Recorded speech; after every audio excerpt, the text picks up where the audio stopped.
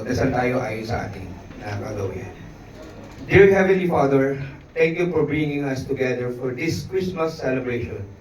We thank you for all the gift support, the challenge overcome, and the relationship built this year.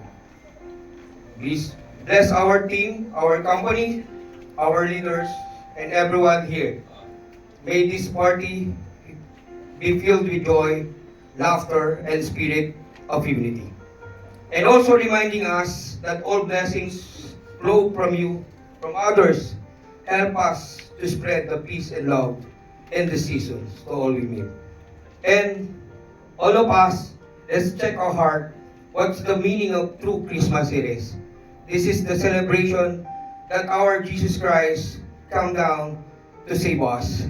Hindi siya namili ng mga taong papatawarin niya o hindi.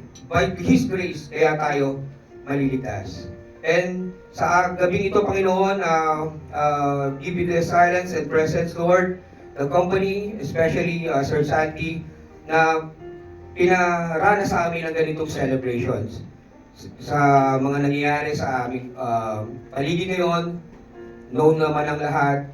Lord, it's about time na ikaw naman po, the true meaning of true Christmas. Why we celebrating? Because of the birth of Jesus Christ.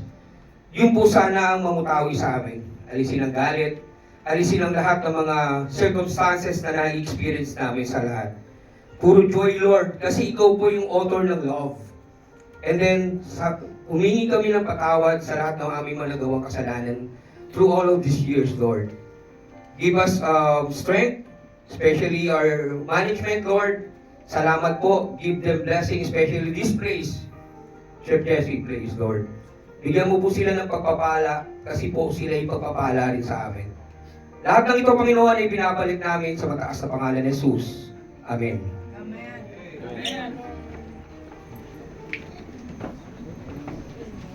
Wala na po tayong Philippine National Anthem. You may take your seats. Kami, expect ko hindi pa natin makabayan pa, ha? Okay, so let's kick off our Christmas party.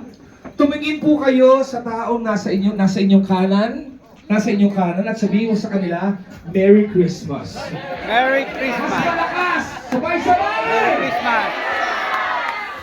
Tumingin kayo sa taong nasa inyong kaliwa at sabihin nyo, I love you! Kung bang mabubuo pa yata relasyon dito? So, very basic po ang ating mga house rules ngayong gabi. Narinig, kuya, taas mo pang konting mic ko. Very basic po ang ating house rules ngayong gabi. Dapat po lahat ng tao ay mag-enjoy. Okay po ba yan? Para hindi na, lahat ng tao dapat mag-enjoy. Okay ba yan? Bawal mahiya. Okay ba yan?